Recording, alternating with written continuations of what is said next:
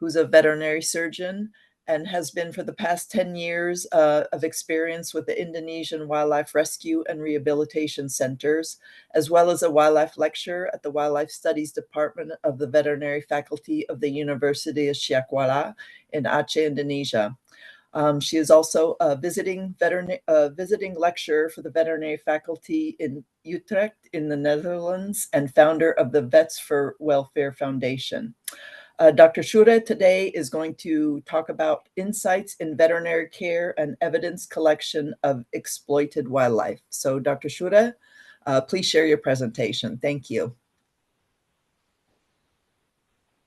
Thank you very much, Heidi, for my introduction. Let me share my screen.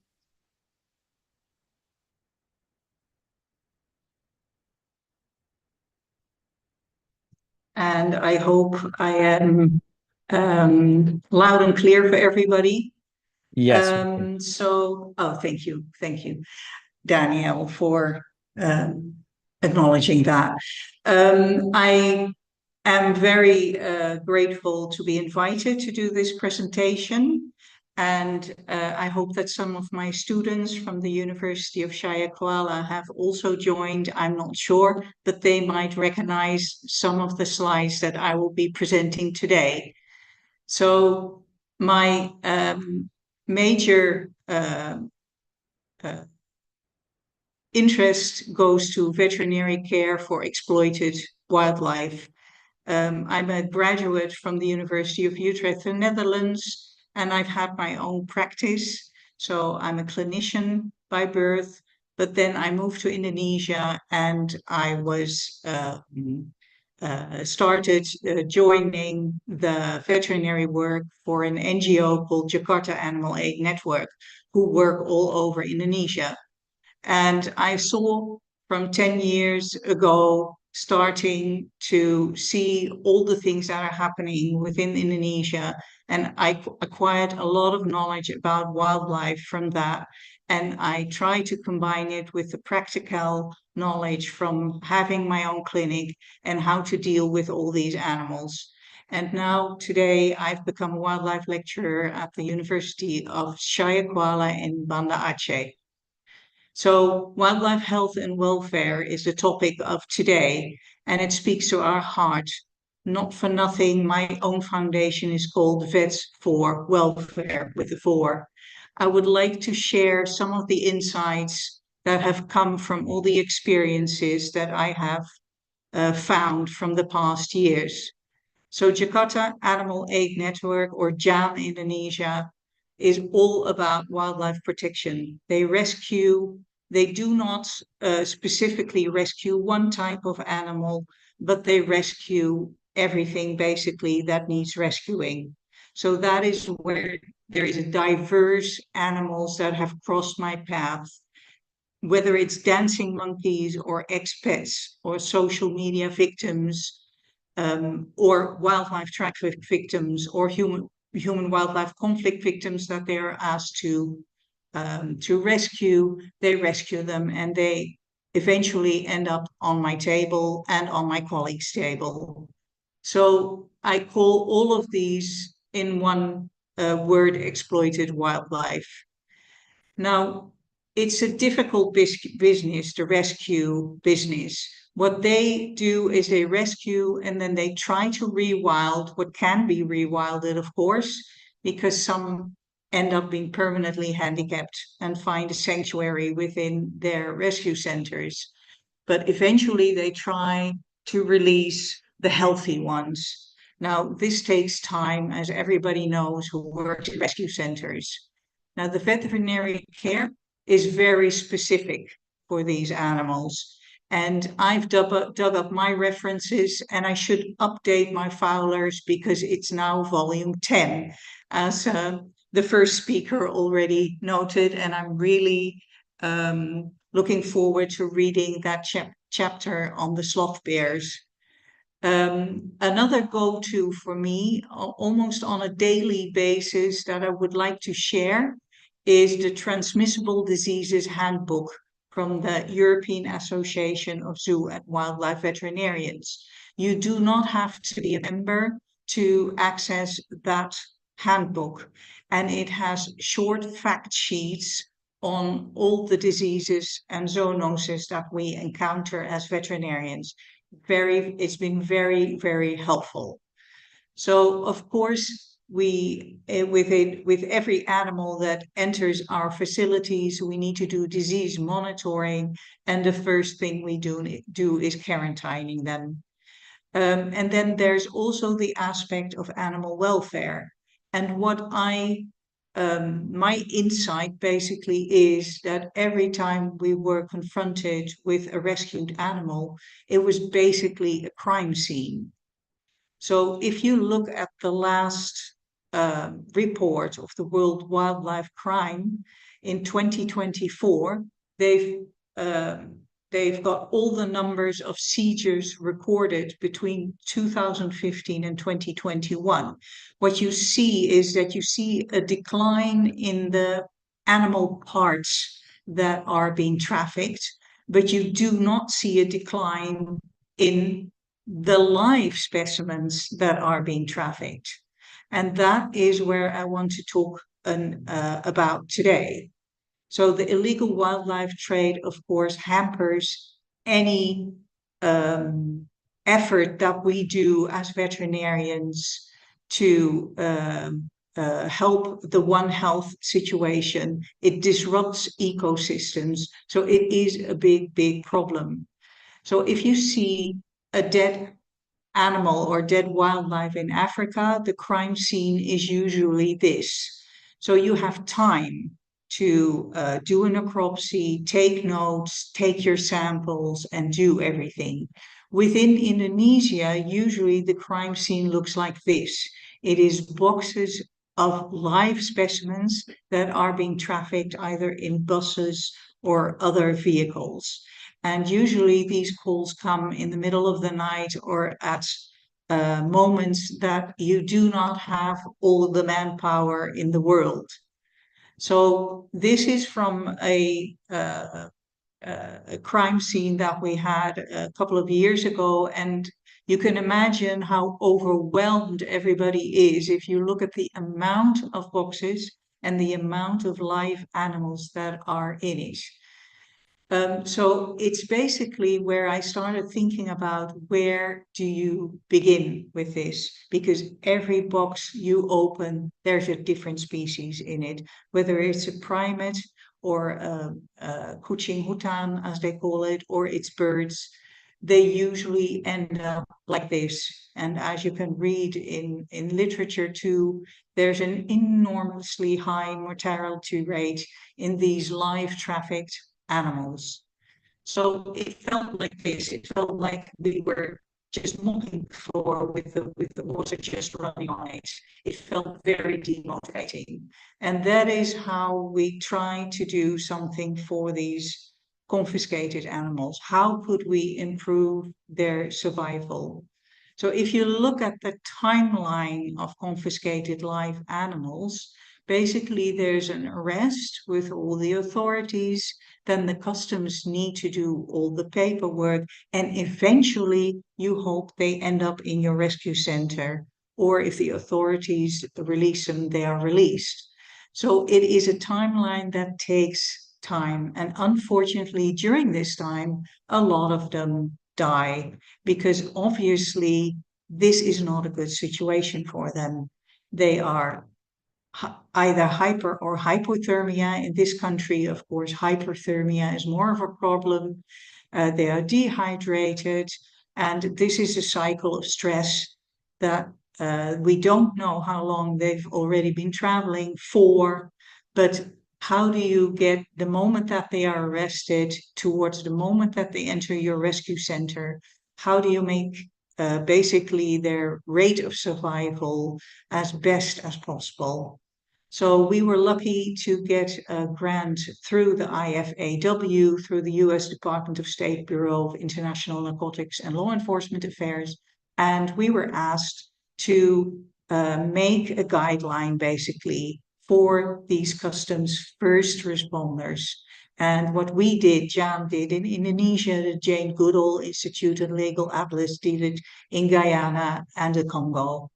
So we basically wrote this guide, and then we gave in 2023, we gave several workshops to the people, the authorities who are actually the first responders. We also gave them a kit so that they always have a kit ready that they can take in cases of these confiscations. So we trained them in the basic rescue and care. What did we do? Well, be prepared to wear protection, right? Always wear your personal protective equipment because you need to be protected from the wildlife, but you also need to protect the wildlife from you. Also, in cases like this, get rid of those predators because they will give more stress to the animals that are kept in those boxes. And we taught them a bit about where is hyperthermia and when is it hypothermia. And there's a lot of literature you can find on the transports of animals in cold situations or in hot situations. And then you realize where the victims will fall first if you don't do anything about it. So we taught them that ventilation is a really easy way to enhance by basically stacking the crates in a different way. So this would already give them a better outlook if you give them a better ventilation. Also to start rehydration, but then we didn't want them to come into contact with the wildlife in these boxes. So we optioned for a simple, fast way, which is always available everywhere. And it's just pressing cucumbers or watermelons or bananas through the holes in the boxes. So the most effective way for survival of multiple victims, of course, all depends on the amount of resources you have, the amount of manpower, your facilities, the experience of the people giving the first responder care. And of course, stress reduction is a big one. So thermoregulation, rehydration, ventilation are things you can do easily. And then, of course, once they come into your center, then you need to do patient triage. So that was the first insight I wanted to give you. The second one is really interesting, and I think there should be more evidence-based research into this, because what are the tools that we can help as veterinarians to improve successful prosecutions in future? If you look at some of the prosecution rates in Indonesia for the crimes that are being done, but are these prosecutions all ending up into successful verdicts? Is there enough evidence to come to a successful conclusion? And this is where us veterinarians can help.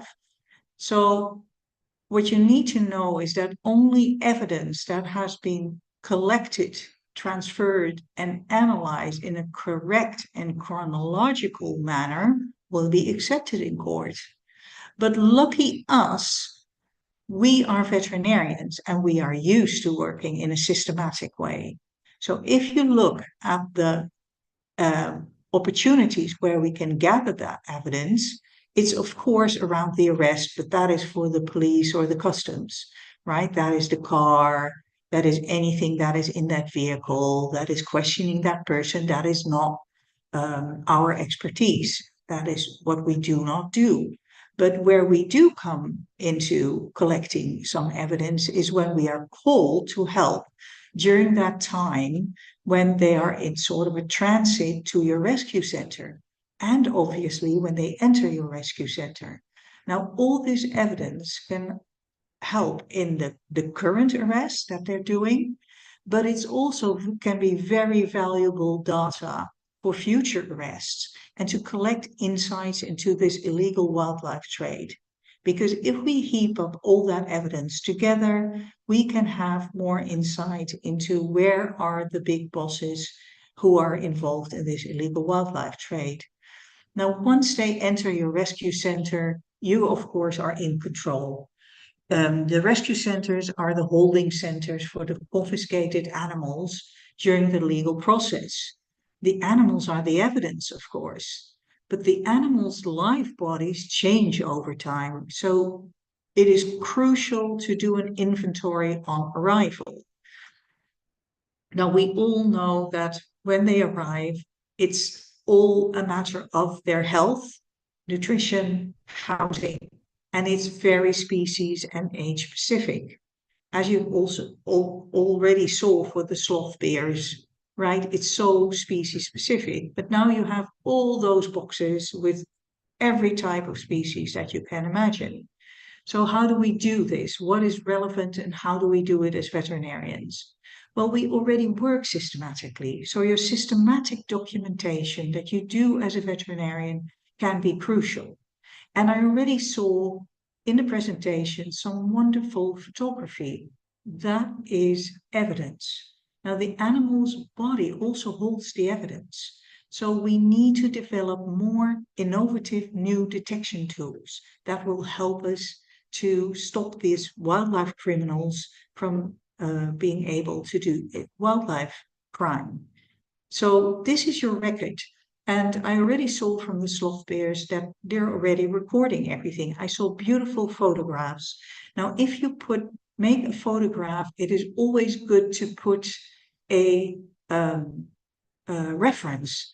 We all have injection needles on us usually, so that a syringe would be a wonderful reference. But you can also use a coin or anything else as a reference. Try to take clear pictures and go from overview to detail.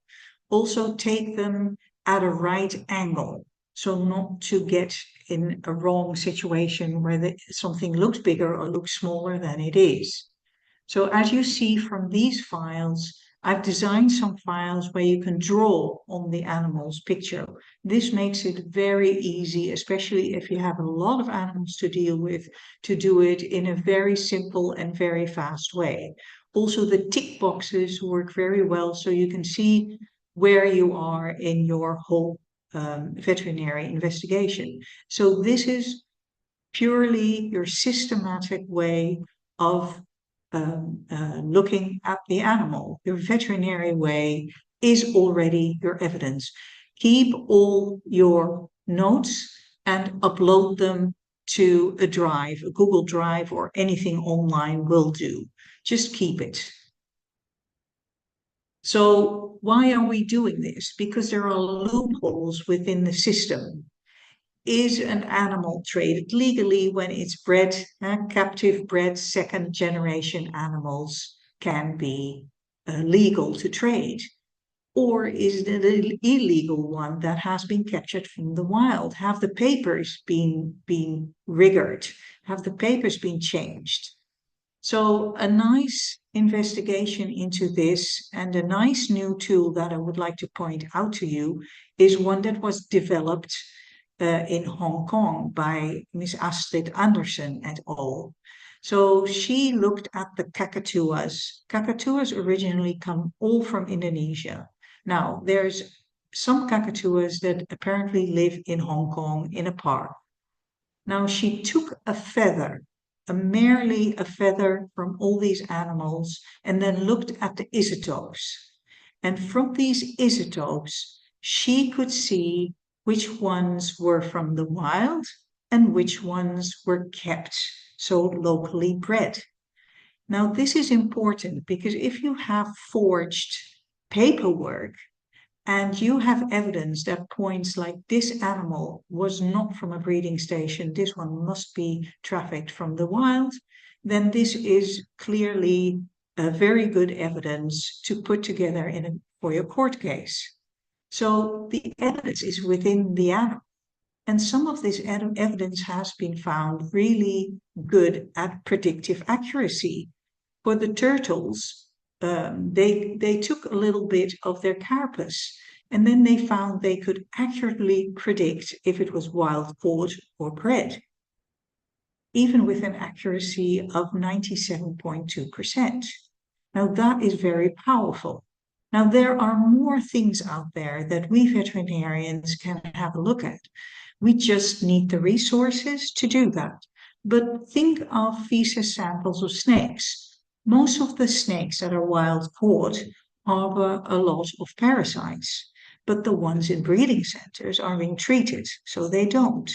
Another one is blood parasites in birds. A lot of the wild birds harbor blood parasites. The ones that are bred in breeding centers shouldn't harbor these. But these two haven't been scientifically yet proven, but they are anecdotally named in literature. What has been, as you saw in the article of Anderson, that the feather sample for Kakatua can give you a really good, trustworthy clue of was this animal wild caught or is it truly from a breeding center? And so are nail or camphor samples from turtles. Now, the next thing that we are doing with a nice grant from Wild Animal Initiative, we are doing this together with the Utrecht University and University Syiah Kuala, is testing if we can use hair as a long-term stress monitor. Cortisol is, of course, you can test it in blood, saliva, feces, but it's also deposited in hair and in feathers as they grow. So it gives a long-term calendar of stress. And of course, we can compare wild animals with the ones in breeding centers. So this is something that we are trying to establish. So circumstantial evidence that is reported, it all stacks up to one thing. It all stacks up to hopefully a successful prosecution in future. And that is what we veterinarians can do and help to prevent these crimes from occurring and all these animals from dying. So take home messages for today. Use a structured approach as we all already do as veterinarians. Stay within your expertise, of course. Wear your personal protective equipment and have an emergency bag ready because that call to help with wildlife that has been captured can come at any time. And take and store your samples for futures. Thank you very much. Thank you, Dr. Syiah, for your wonderful presentation. It was really many of the tools that you just presented, so many of the examples that you gave, very useful. I'm just wondering whether we can use some of these methods for the identification of certain invertebrates that are on trade. So I will ask, is any kind of tarantula on trade in your region? Tarantula, like large-bodied spider? I haven't seen them being traded, but probably yes. You never know when you open a box what is in it, but so far no tarantula. Okay, yeah, that's on big trade. Is that in the CITES list? So yeah, but interesting. That would be another tool to look at, basically, to distinguish between wild caught or bred species, right? Yeah, exactly. And people who are keeping as a captive bred, and they say that's all from captive. Exactly. But mostly these invertebrates cannot be bred like that. It'll take a long time, and it's very difficult to just. So there should be some kind of replenishment from the wild, and it'll be wonderful if any of the isotope studies that you did will be of great, or your team did will be of some tool to do same kind of work for invertebrates, especially the tarantula. Yeah, because they are on big trade, and many of the species are highly threatened and critically endangered too. Yeah. Yeah, thank you very much. Thank you.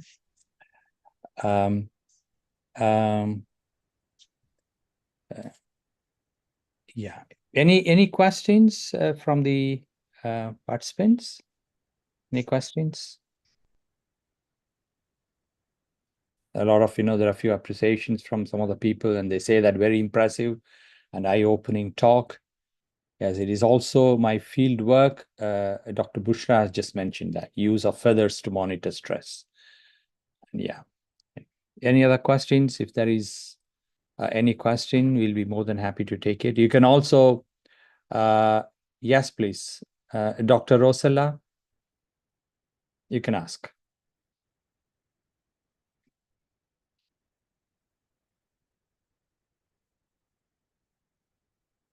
Maybe she's typing. Yes. Yeah, there are a few questions for you. The first question is from Dr. Rosella. What is the biggest challenge during your work in Indonesia?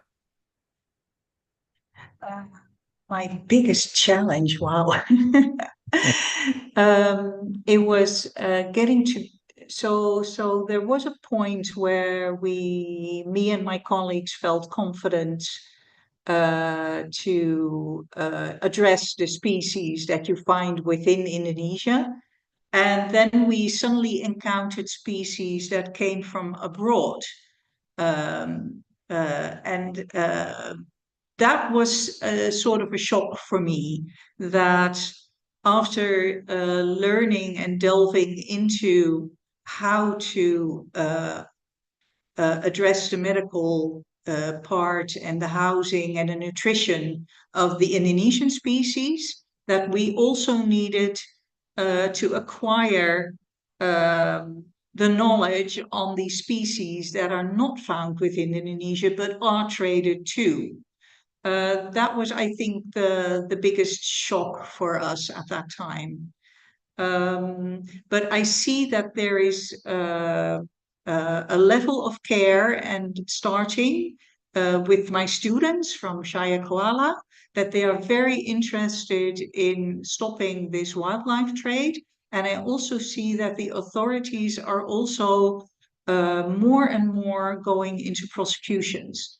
And what I like to give my students to help them, basically, because it's a very stressful situation if you're called into dealing with all these animals that are in such a bad condition, whichever exploited wildlife it is, for your mental health as well, that there is something you can do.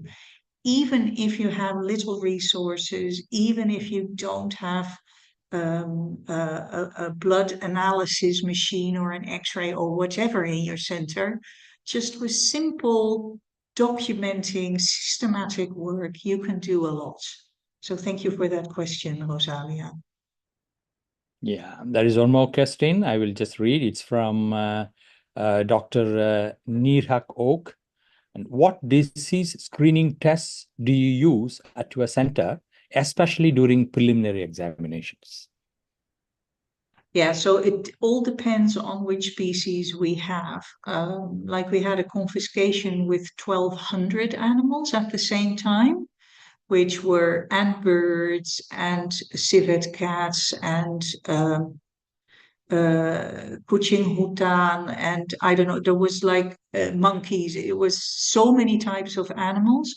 Normally, when we have less animals, we start the quarantine procedures immediately. But now we were so overwhelmed that the first things we had to do was giving them better housing than those boxes that they were in. So that was the first days that we started redesigning and restructuring our whole center. And at that moment, basically, our whole center was turned into a big quarantine space. Now, in general, for primates, we do tuberculosis monitoring, of course, every 2 weeks, 3 times, and blood and fecal samples, etc. And of course, body spores. And for birds, we do of course, the monitoring, the swabbing of the crop and the cloacas, and send in for AI and ND. But when you have like 900 birds at once, you need to do it. You can't do all of them. So you have to also the research sources count, right? Because our rescue center depends on donations. So you have to be smart about it and immediately start organizing this and then taking samples from like one from every box, but careful monitoring, depending on how many people you have to help you. So we made a bird team basically of 3 persons, and then we hired girls from the village around us to help us with all the infants, because it was all infant monkeys and civet cats and the cat-like, and also 2 parrots, infants. So we had to be very versatile and very flexible. But that is basically the screening came along very fast after that. Yes.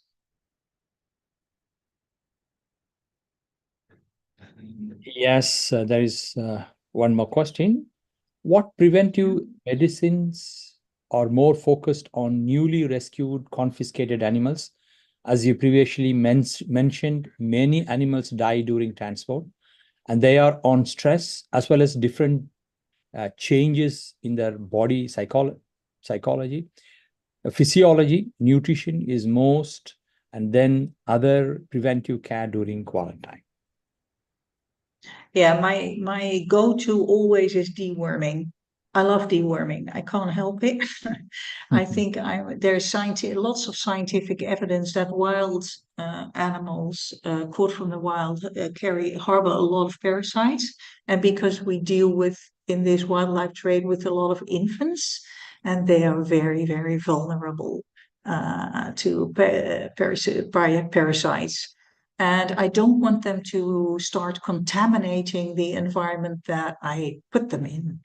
And because also we never know how many come in, you have to be very careful to keep the spaces that you have very clean and work very hygienic. So that is my number one preventive medicine, I guess. Yeah, and then of course it is the monitoring of the animals, and that is smart organizational. With I usually start drawing on the windows, to be honest, to keep track of all the animals, because the papers that people carry in their pockets get wet. Your hands get wet. You do not have time to jot it down, and then windows and doors are a very good kind of filing, basically, to start with. And you try to organize the boxes that come in. I start coding them, so I just use like numeric, like 1, 2, 3, 4, 5, and you try to keep track of which animal came from which box. And also, of course, you need to do triage always, because which box are you going to handle first, right? Is it the one that contains all living ones? Is one that contains the half dead, half living ones? I mean, the dead ones you can shove aside. But so I always teach my students, if you start putting your time and resources into that box where they are already dying, then by the time you get to that box where the animals are all alive, they will be in that same dilapidated situation. So it's better to, within triage, to focus on the boxes which holds all the animals that are alive, and put them first in a better situation, and then put your intensive care in time, basically, and resources into it, and try and save as many as you can from the boxes where the animals are already dying. I hope that answers your question.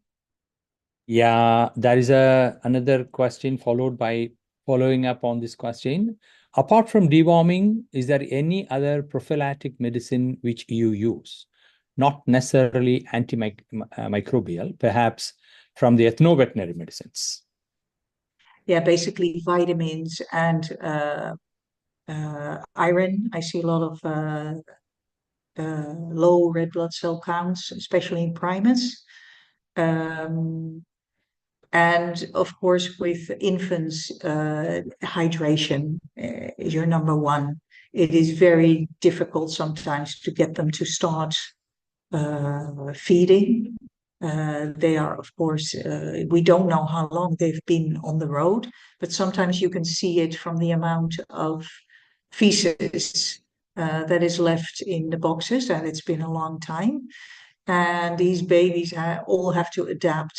And there we have some tricks of, for instance, for the feline infants to put some AD hills. I think everybody is familiar with that concentrated food. And we put a little bit in their milk, and that will make the milk so delicious for them. And that usually gives them the boost to start. Yeah. So, of course, you always start rehydrating with an ORS type of solution if you have it, and otherwise you have to make it yourself before you start feeding anything. Rehydration is I think the most prophylactic medicine that you can think of. Yeah, thank you, Doctor. And there is one more question from Dr. Nirupama. What type of disease? Oh my God, it's moving very fast. Okay.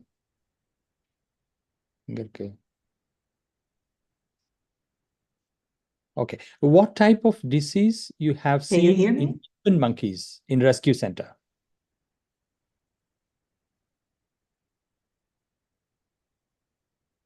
Hello? Stuck, huh? Can you hear me? Did I lose contact? Yeah, there's some problem. We can hear interrupt. Can you talk, please? Hello? Hello?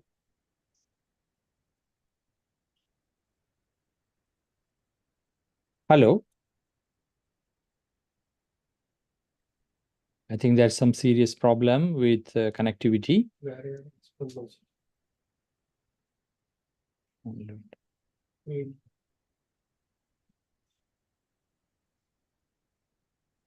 I think there's some problem with the connectivity. So maybe we can just, type, direct all these questions to Dr. Loes after some time.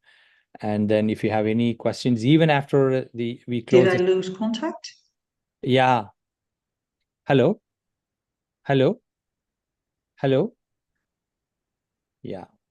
So we'll just, direct all these questions to Dr. Loes, and then the answers will be just circulated both in the group as well as through email as well.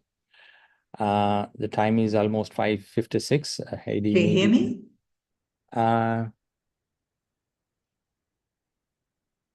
Hello. Yeah, now we can just see and hear you also. Yes. Okay. Good. So maybe we have few seconds for to reply. So the question is, what type of disease you have seen in infant monkeys in rescue center? Yeah, lots of infant monkeys, especially the expats.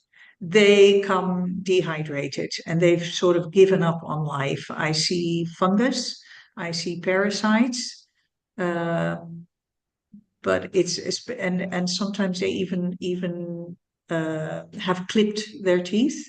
So a lot of pulpa infections, fistulas. I've seen broken bones, especially metacarpalia or metatarsalia. I've seen bullets lodged in their bodies, and we think that is from the mothers that they capture or they kill to get the infant from them. Yeah, diverse herpes, of course, a lot of herpes going on within the monkeys. But Yeah, especially I think that a lot of monkeys that are being sold as pets, to be honest, that they don't make it that long, that they stop eating and drinking, become dehydrated, and then die. So if the monkey's lucky, it ends up in our center. If it's unlucky, it dies. Because the amount of animals you see that they are selling, I do not believe that there's so many people buying them. I think the death rate is enormous. Okay. Thank you. The last question from Dr. Rosella to all the speakers. She says, based on your experience working with wildlife, have you, your colleagues, contracted any zoonotic diseases? If yes, what are they? Well, it wasn't working with wildlife. It was actually contracting fungus from a kitten that I rescued from the streets of Jakarta. Not from wildlife. Okay. Maybe I was careless with the kitten. Okay. Yeah. Okay, the last question, I suppose. May I know how you would approach expert primates with behavior issues? Yeah, so there is JAAN-Indonesia has a lovely rescue center where they have a rehabilitation that is tailor-made for these monkeys. Basically, what we do is first, of course, they have to be healthy, number one, right? And disease-free before they go to the rehabilitation center. There we build basically a new family for them. So we give them a stepmother, stepdaddy, step cousins, step auntie, step uncle, and we build a new family. Now, what I usually see is when I have taken care of them and they're really directed to me, once I bring them to the center and I introduce them to their new mother or daddy, that the days after they do not want to come to me anymore, so they ignore me, and that is, I think, a very good sign. So they start to learn how to be monkey again, and that is a very wonderful thing to see. So also you see some coming in with thumb sucking and all these behavioral issues, and you see those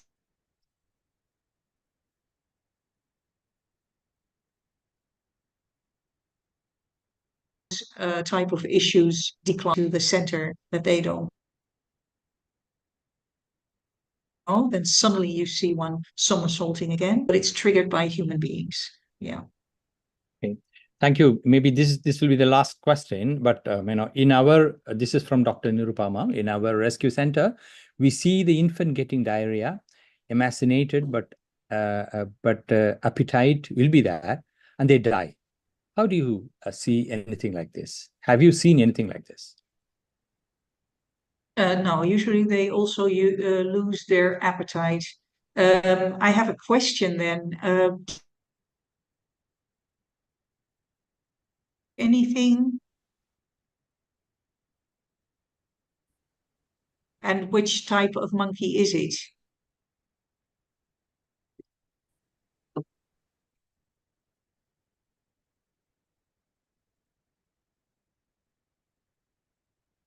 Bonnet macaque. And the Columbine monkeys, Oa gibbons? Bonnet macaque. No,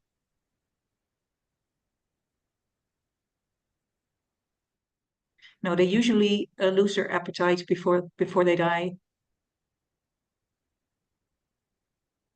So it's a question of what was the cause of the diarrhea. Interesting. Okay.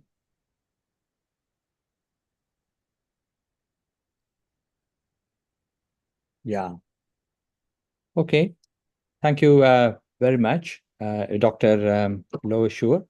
Thank you for your very, very interesting presentation, and you are doing wonderful work there. And now I request Heidi to just, give some announcement and then just close. Yeah. Over to Heidi, please. Thank you, Daniel, and thank you very much to all the presenters today. Very interesting presentations. We really appreciate it. We will be posting the link to the recording on the Asian Elephant Support website so that other people can listen in if they were not able to join today. The next webinar is going to be December 11th, and it will be mostly elephant health. So we hope you can join us then.